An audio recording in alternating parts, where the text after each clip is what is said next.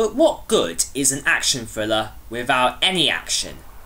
Number 4, or round 4, is Best Action.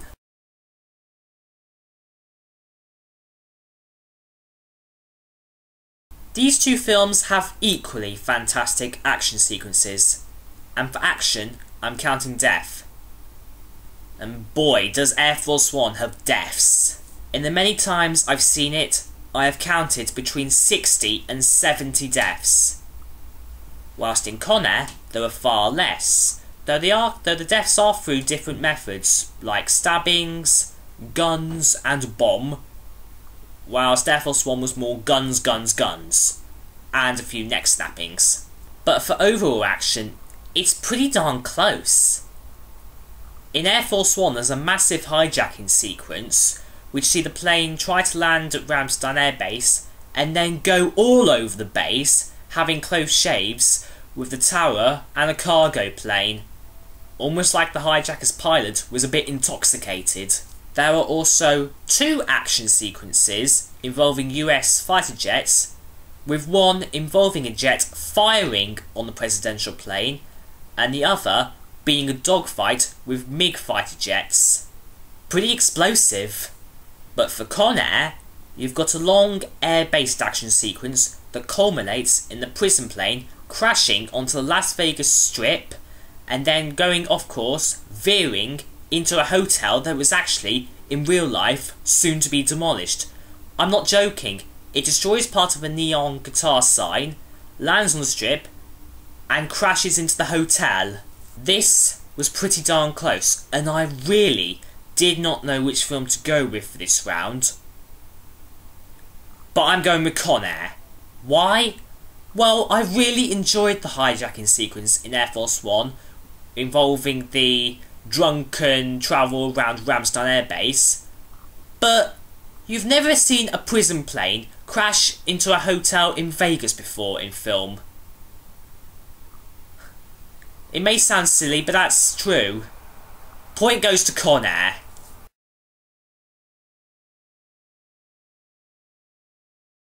But it always comes down to which story is firmer.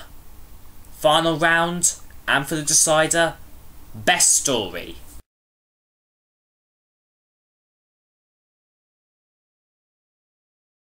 Both of these stories are very different. For Con Air, it centres on a former Army Ranger who must take on dangerous criminals who have hijacked the prison plane they're all on, whilst for Air Force One, it centres on the President of the United States who must take on Kazakhstan terrorists who are fighting for the release of General Radek, whose brutal regime has killed and maimed millions. Both these films have been praised as gripping and action-packed, though Air Force One has been slightly the more criticised just because the plane in the film has an escape pod and a parachute bay, which the real version does not. Both stories make sense, and they both keep the thrill bar up, never letting it drop.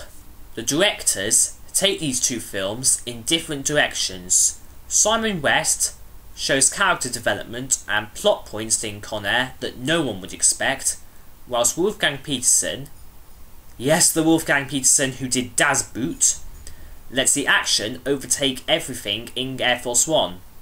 Not that that's a bad thing. The stories, combined with the direction, create two fun, fast films. But for me, Air Force One has the best story. Why? Well, it may be preposterous, it may be a bit far-fetched, but that's what some people like. It's like with Armageddon, criticised for several NASA inaccuracies, but the highest grossing film of 1998, grossing nearly $600 million worldwide.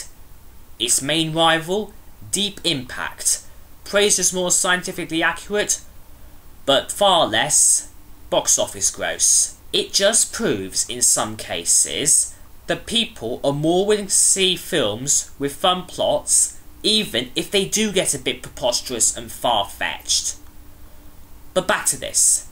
The point and overall win of this first segment of Cinema Membrana, Air Force One.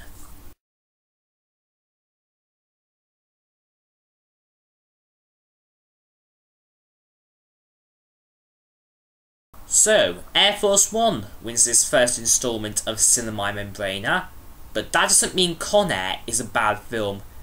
It's still very fun and action-packed.